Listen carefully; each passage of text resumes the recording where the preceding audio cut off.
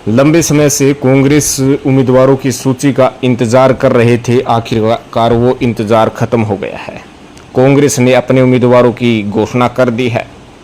बड़े बड़े नेताओं की टिकट काट दी गई है। नए चेहरे को दांव में खेला है।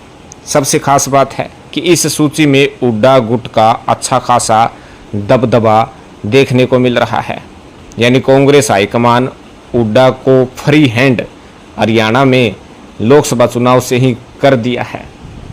आपको बता दें कि यह सूची ऑफिशियल है, क्योंकि बीच में एक फेक सूची भी जारी हो गई थी, जिसके कारण लोगों के अंदर कुछ मतभेद सा पैदा हो गया था। लेकिन कांग्रेस ने अब आधिकारिक रूप से असली सूची जारी कर दी है।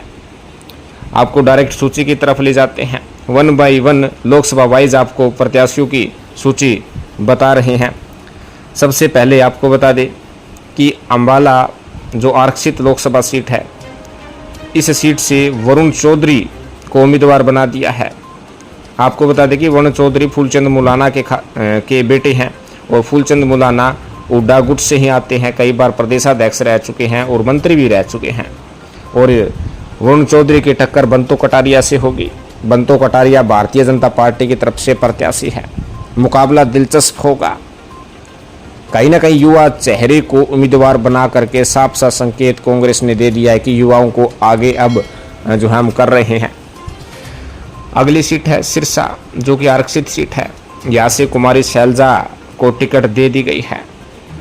पहले ही जो है सुनिश्चित हो गया था कि अंबाला और सिरसा से वरुण चौधरी और कुमारी शैलजा को टिकट दी जाएगी।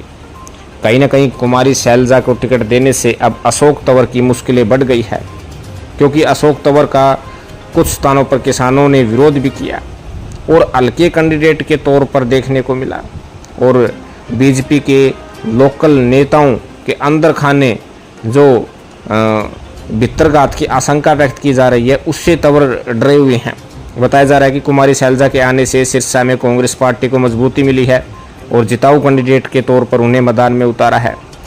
सिरसा से कुमारी शैलजा के पिताजी भी 3 बार सांसद रह चुके हैं। उनका खासा प्रभाव है, काफ़ी नेता उनके साथ लगे हुए हैं। आपको ये भी लेटेस्ट जानकारी दे दें कि 2019 में सिरसा लोकसभा से जेजेपी की टिकट पर चुनाव लड़ने वाले निर्मल सिंह मलड़ी ने शैलजा के नेतृत्व में कांग्रेस पार्टी में शामिल होने का ऐलान कर दिया है। 2019 में निर्मल सिंह मलड़ी ने जेजेपी की टिकट पर 95,000 से ज़्यादा वोट प्राप्त किए थे। कहीं ना कहीं उसका फायदा भी कांग्रेस को मिलेगा। अगली लोकसभा सीट है हिसार। हिसार सीट सबको चौंका दिया, क्योंकि बीजेपी के वर्तमान सांसद बृजेंद्र सिंह थे। उन्होंने कांग्रेस ज्वाइन की थी, बीजेपी छोड़ दी। सबको लग रहा था कि कांग्रेस टिकट नहीं काटेगी, लेकिन जयप्रकाश को कांग्रेस ने टिकट दे दी। आदमपुर उपचुनाव के बाद जयप्रकाश हिसार लोकसभा सीट पर लगे हुए थे। बताया जा रहा है कि हुड्डा गुट के अंतर्गत आने के कारण जयप्रकाश को टिकट दी है। हुड्डा गुट जयप्रकाश के लिए बहुत ज़्यादा अड़े हुए थे और हुड्डा की बात हाईकमान ने मानी और जयप्रकाश को टिकट दे दी है। कहीं ना कहीं वीरेंद्र सिंह डुमरखा के लिए बहुत बड़ा झटका है, क्योंकि बीजेपी भी उन्होंने छोड़ी, सत्ताधारी पार्टी छोड़कर कांग्रेस में शामिल हुए थे और कांग्रेस ने उन्हें टिकट नहीं दी। उससे बड़ा झटका उनके लिए हो ही क्या सकता है। आपको बता दें कि हिसार लोकसभा सीट से जयप्रकाश को टिकट दी है। उनका मुकाबला बीजेपी के कैंडिडेट रणजीत सिंह चौटाला से होगा। नैना चौटाला जेजेपी से और सुनैना चौटाला इनेलो से है। तो कहीं ना कहीं जयप्रकाश का मैदान में आना हिसार लोकसभा सीट को और भी ज़्यादा जो है दिलचस्प बनाएगा, हॉट सीट बनाएगा। फिर है करनाल लोकसभा सीट। करनाल लोकसभा सीट सबको हैरान कर दिया। कांग्रेस ने दिवांशु बुद्धि राजा को टिकट दे दी। सबसे खास बात है कि बीजेपी ने अपने सबसे बड़े नेता पूर्व मुख्यमंत्री मनोहर लाल खट्टर को मैदान में उतारा है। काफ़ी लोग सोच रहे थे कि वीरेंद्र राठौड़ को मैदान में उतारेंगे, वीरेंद्र मराठा को मैदान में उतारेंगे, बिल्ले शाह को मैदान में उतारेंगे, लेकिन नए चेहरे दिवांशु बुद्धि राजा को मैदान में उतार करके कांग्रेस ने हुड्डा गुट के इस नए चेहरे पर दांव खेला है। दिवांशु बुद्धि राजा भी हुड्डा गुट से ही आते हैं। सोनीपत की बात आती है। सोनीपत पर विशेष तौर पर हुड्डा अड़े हुए थे कि सतपाल ब्रह्मचारी को टिकट दे, ब्राह्मण चेहरे को टिकट दे, और कांग्रेस हाईकमान ने यही किया। जो बीजेपी ने 2014 और 2019 और 2024 में ब्राह्मण कार्ड खेला था, उसका मुंह तोड़ जवाब देने की कोशिश की है और ब्राह्मण चेहरे को ही मैदान में उतारा है। सतपाल ब्रह्मचारी हरिद्वार में वैसे अब रहते थे। हरिद्वार से उन्होंने विधानसभा चुनाव कांग्रेस पार्टी की तरफ से लड़ा था। कहीं ना कहीं सतपाल ब्रह्मचारी का आना, सतपाल ब्रह्मचारी के कारण सोनीपत लोकसभा सीट पर काफ़ी कुछ जो है सियासी समीकरण बदला है। आपको ये भी बता दें कि सतपाल ब्रह्मचारी हुड्डा के खासम खास हैं। फिर अगली सीट है रोहतक। रोहतक लोकसभा सीट से दीपेंद्र सिंह हुड्डा के नाम को फाइनल पर मोहर लगा दी है।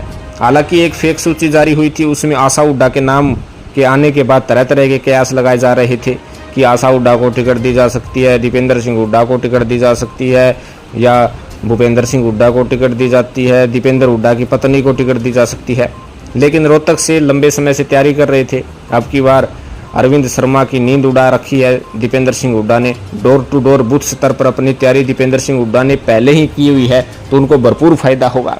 आपको बता दें कि रोहतक लोकसभा सीट के अंतर्गत आने वाले तमाम विधानसभा सीटों पर दीपेंद्र सिंह हुड्डा ने पहले ही रैलियां आयोजित की हुई है, जिसका कहीं ना कहीं बीजेपी को भी अब की बार दीपेंद्र से डर सता रहा है।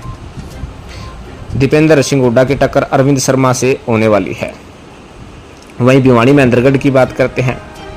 बंसीलाल परिवार का यहाँ पर कहीं ना कहीं जोरदार झटका लगा है। पहले कभी बड़े बड़े नेता बंसीलाल के पास टिकट लेने के लिए आते थे, बंसीलाल भिवानी से टिकट बांटने का कार्य करते थे। आज उसी भिवानी महेंद्रगढ़ लोकसभा सीट से श्रुति चौधरी, जो कि उनकी पोती है, उनकी टिकट काट दी गई है।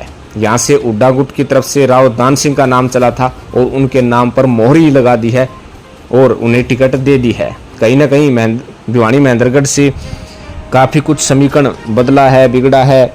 और उसके साथ साथ श्रुति चौधरी जिस प्रकार से डी नाम पर संशय दिखाया था, उस समय ही लोगों को पता लग गया था कि श्रुति के हाथ से ये टिकट जा रही है। कहीं ना कहीं अब ये देखने वाली बात होगी कि किरण चौधरी और श्रुति चौधरी अब कांग्रेस पार्टी में रहती है, नाराजगी होती है, या कुछ अपना अलग राह अपनाती है। सबकी नज़र किरण चौधरी व श्रुति चौधरी पर टिकी हुई है। अगली लोकसभा सीट है फरीदाबाद। फरीदाबाद से महेंद्र प्रताप सिंह को उम्मीदवार बनाया है। बड़े दिग्गज नेता है, पूर्व में मंत्री भी रह चुके हैं। फरीदाबाद से कर्ण दलाल और महेंद्र प्रताप सिंह के बीच में उम्मीदवारी को लेकर जो है टक्कर चल रही थी और कहीं ना कहीं अच्छा फैसला भी कहा जा सकता है कि उन्हें उम्मीदवार बनाया है।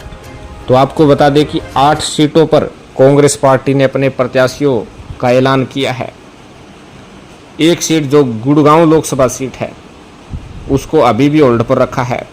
यहाँ से राज बब्बर का नाम भी निकल कर आ रहा था कि राज बब्बर को उम्मीदवार बनाएंगे। कैप्टन अजय सिंह यादव का भी नाम निकल कर आ रहा था और रॉबर्ट वाड्रा को लेकर भी अब संशय आ रहा है कि रॉबर्ट वाड्रा भी यहाँ से प्रत्याशी हो सकते हैं। तो देखते हैं कब जो है इस सीट पर अपने प्रत्याशी का ऐलान कांग्रेस कर पाती है। लेकिन एक बात तय है कि पहली सूची में जो 8 प्रत्याशियों की घोषणा हुई है उसमें हुड्डा गुट का दबदबा है। 8 में से सिरसा लोकसभा सीट पर कुमारी शैलजा को उम्मीदवार बनाया है। बाकी 7 सीटों पर हुड्डा की खुलेआम चली है। हुड्डा जिस नेता को लाना चाहते थे उसी को टिकट कांग्रेस हाईकमान ने दी है। कहीं ना कहीं अब ये साफ तौर पर स्पष्ट हो गया है कि हरियाणा में अब हुड्डा गुट का दबदबा है। हुड्डा को कांग्रेस ने फ्री हैंड कर दिया है। तो आपको क्या लगता है इस सूची के माध्यम से कि हरियाणा में कांग्रेस पार्टी को कितनी सीट मिल पाएगी? इनमें से कौन सा नेता जिताऊ कैंडिडेट है? ज़्यादा से ज़्यादा कमेंट करें, चैनल को जरूर सब्सक्राइब करें। धन्यवाद। जय हिंद।